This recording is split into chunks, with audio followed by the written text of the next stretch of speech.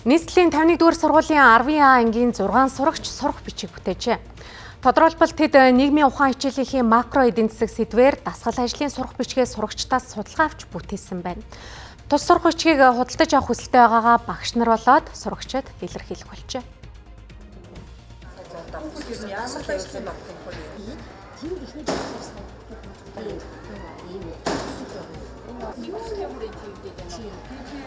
Одоо бидний хэрэгэлдэг нийгэм судлалын ном маш их онол байдаг. Ерөөсөө одоо 10 дугаар ангийн ахлах ангийн хүүхдүүдэд ер нь зураг дизайн маш бага оруулж өгсөн байдаг байхгүй юу. Тэгэд бид нар за ингээд ингээд схем оруулах уу, жишээ оруулах уу гэдэг ингээд хариултанд оруулаад өнгөд хүүхдүүд тийм. Гэхдээ бид нар ингээд онол уншиж ойлгох их дургүй байдгаа. Тэгээд бид нар зураг жишээ, амьдралтай ойрхон жишээ, их зураг, график, схем их оруулж өгөө гэд хүүхдүүд санал болгосон. Тэгээд бид нар ер нь бол зураг графикаар илүү номонд оруулж гисэн. Манай номын хэсэг болохоор дотроо QR кодтэй. Тэр QR код нь болохоор нөөний дасгал ажлынхаа нөөнийг тайлбарууд, харилцан яриаг ингээд аудио хэлбэрээр сонсох боломжтой.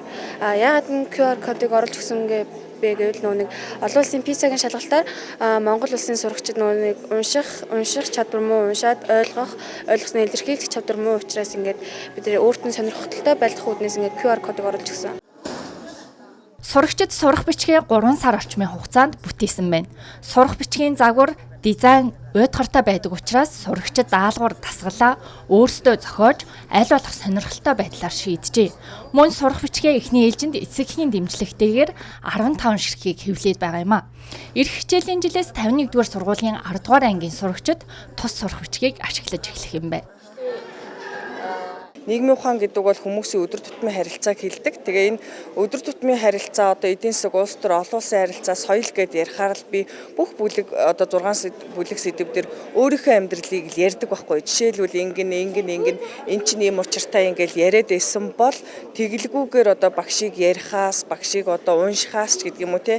Багшийн ажлыг маш их хөнгөвчлөөд өөрсдөө жишээ татаад чи татвараа төлвөл ингийн шүү. Чи одоо юу гэдгийг эдийн засгийн хувьд ийм бүтээн байгуулалтыг хийх юм бол дотоодын нийт бүтээгдэхүүнд ийм хувь нэмрээ оруулж байгаа шүү гэдгийг өөрийнх нь жишээн дээр маш энгийнээр тайлбарлаад өгсөн учраас хүүхдүүд шууд хүлээж авах боломжтой.